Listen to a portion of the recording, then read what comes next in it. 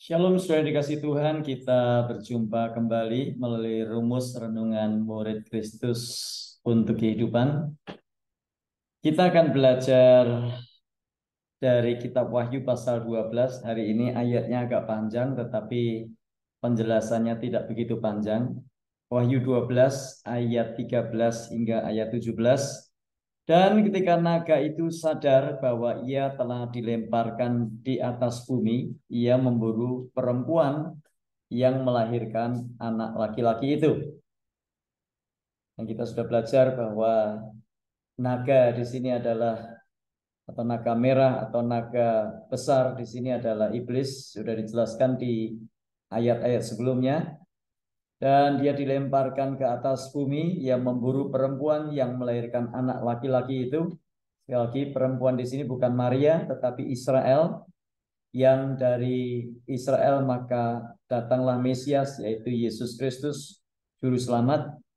Ayat 14, kepada perempuan itu diberikan kedua sayap dari burung nasar yang besar, supaya ia terbang ke tempatnya di padang gurun, di mana ia dipelihara jauh dari tempat ular itu, sehingga selama satu masa dan 2 masa dan setengah masa. Ini berbicara tentang bagaimana Israel melarikan diri di tengah-tengah himpitan dan tekanan di akhir zaman dari antikris, juga para pengikut-pengikutnya.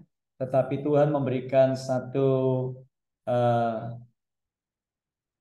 pertolongan secara khusus, dikatakan di situ diberikan kedua sayap dari burung nasar yang besar, supaya ia terbang ke tempatnya di padang gurun. Ini berbicara tentang pertolongan Tuhan yang tetap dinyatakan kepada orang-orang Israel. Ayat 15, lalu ular itu menyemburkan dari mulutnya air sebesar sungai ke arah perempuan itu, supaya ia dihanyutkan sungai itu. Kita lihat di sini bahwa iblis tidak tinggal diam, dan dia akan terus berusaha dengan segala daya upaya, bahkan dengan segala kekuatannya yang luar biasa itu, untuk menghancurkan dan membinasakan umat Israel. Tetapi bumi datang menolong perempuan itu. Ia membuka mulutnya dan menelan sungai yang disemburkan naga itu dari mulutnya. Dan kita melihat di sini peran yang besar dari Tuhan yang berkuasa atas bumi, atas langit dan bumi, sehingga walaupun si naga ini menyemburkan air yang sebesar sungai, tetapi Alkitab berkata ayat 16 bahwa Tuhan menolong perempuan itu, Tuhan menolong Israel dengan menelan sungai yang disemburkan naga itu dari mulutnya. Jadi bumi dibuka sehingga sungai yang disemburkan naga itu ditelannya. Nah, kita melihat di sini bahwa pertolongan Tuhan yang ajaib itu masih dinyatakan, belas kasihan Tuhan masih dinyatakan kepada Israel yang bertobat. Maka ayat 17, marahlah naga itu kepada perempuan itu, lalu pergi memerangi keturunannya yang lain yang menuruti hukum-hukum Allah dan memiliki kesaksian Yesus. Jadi marah dengan pengusirannya dari surga, maka iblis mencurahkan murkanya yang sangat besar pada wanita yang melahirkan laki-laki itu. Dengan kata lain, dia tanpa henti menganiaya Israel. Dia membenci Israel karena Israel berperan penting dalam membawa Yesus Mesias ke dunia. Jadi permusuhan antara iblis dan Yesus kita tahu sudah dimulai sejak di Taman Eden. Nah, berbagai serangan terhadap orang-orang Yahudi sepanjang sejarah membuktikan fakta bahwa iblis membenci Israel. Saya rasa tidak ada bangsa manapun di atas muka bumi ini yang mengalami aniaya, yang mengalami serangan, mengalami ancaman, mengalami atau menjadi korban kebencian lebih dari Israel. Kenapa? Itu sejarahnya adalah sejarah panjang, karena Mesias, itu Yesus Kristus, datang dari orang Yahudi, datang dari orang Israel. Jadi itu sebabnya dia juga membenci Yesus Mesias yang keluar dari Israel, dan dia mencoba untuk menghancurkan. Nah, menarik kalau kita membaca nanti di ayat-ayat selanjutnya, Anda akan temukan bahwa keturunan lain, sebagaimana dikatakan di dalam ayat yang ke-17, maka marahlah naga itu kepada perempuan itu, lalu pergi memerangi keturunannya yang lain. Nah, siapa keturunannya yang lain? Jadi penjelasan tentang keturunan wanita yang lain ini dengan jelas mengidentifikasi orang-orang yang percaya kepada Yesus. Mereka mungkin adalah orang-orang atau sekelompok orang Yahudi dan mungkin juga orang-orang bukan Yahudi yang menanggapi pesan dari 144.000 orang yang dijelaskan di dalam Wahyu pasal 8. Jadi kesaksian 144.000 orang Yahudi yang dimeteraikan itu telah membawa banyak orang sadar dan akhirnya mengikut Yesus. Dan kita lihat akibatnya mereka diserang, akibatnya mereka dimusuhi oleh iblis. Nah, apa pelajaran yang kita ambil hari ini? Secara singkat kita bisa sadar bahwa sebagai orang Kristen, sebagai orang yang percaya kepada Yesus, maka kita adalah objek serangan iblis. Jadi saudara dan saya harus sadar, tidak ada waktu yang kita bisa gunakan untuk santai. Kita menjadi serangan iblis. Iblis menyerang dengan berbagai cara.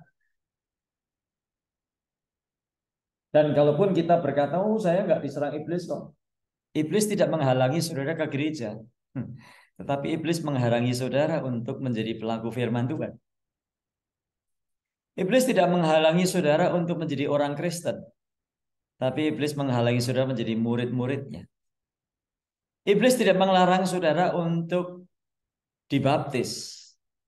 Tapi iblis melarang saudara, menghalangi saudara untuk menjadi murid-murid yang terus berubah. Makin hari makin seperti Kristus. Itu sebabnya kita lihat di sini bahwa yang paling sulit dilakukan di dalam gereja adalah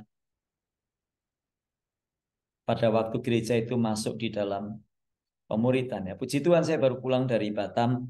Saya banyak share dengan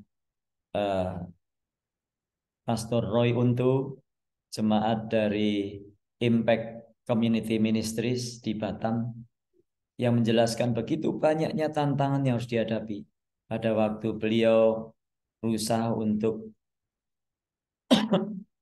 berubah dari gereja biasa, gereja yang hanya mengumpulkan orang, menjadi gereja pemuritan.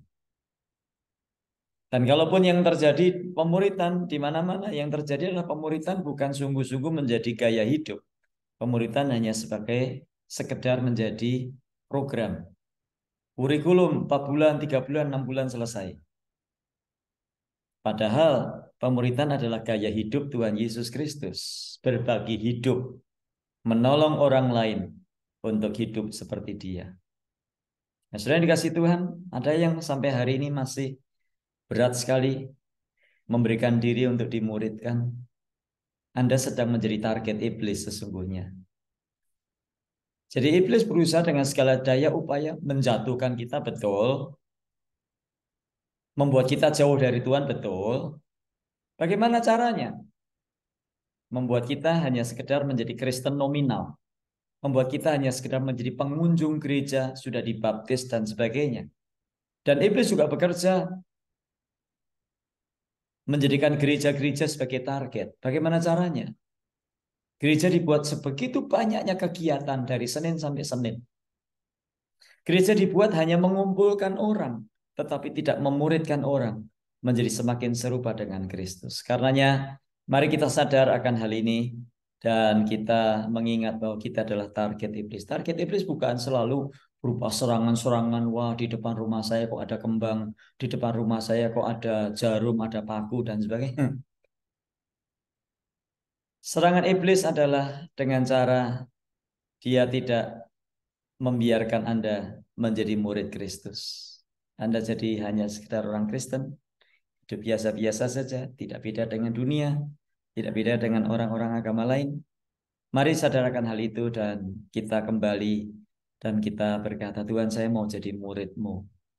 Bukan sekedar menjadi orang Kristen yang hanya kumpul-kumpul di gereja setiap hari Minggu dan setelah itu tidak tahu lagi apa yang harus dikerjakan. Kiranya Tuhan memberkati kita dengan firman-Nya dan terus maju, terus bertumbuh bersama rumus renungan murid Kristus. Mari berdoa. Bapa di surga, kami berdoa kiranya ayat-ayat hari ini mendorong kami untuk kami betul-betul serius di dalam menjadi murid-murid-Mu. Menolong gereja-gerejamu bukan hanya sekedar mengumpulkan orang setiap hari Minggu, bingung nanti kalau ada yang pindah gereja, kecewa, dan sebagainya. Tapi tolong kami Tuhan, untuk betul-betul memuridkan umat-Mu. Bukan sekedar mengumpulkan umat-Mu, bukan menjadikan mereka sekedar anggota gereja, menjadikan mereka orang Kristen, tapi menjadikan mereka murid-murid Kristus yang makin hari diproses, makin serupa dengan Kristus. Tolong Tuhan, gereja-gerejamu mulai menjadi gereja-gereja yang memuridkan, dan bukan sekedar program pemuritan, tapi memuridkan sebagai gaya hidup umat Tuhan. Dalam Tuhan Yesus kami berdoa. Amin.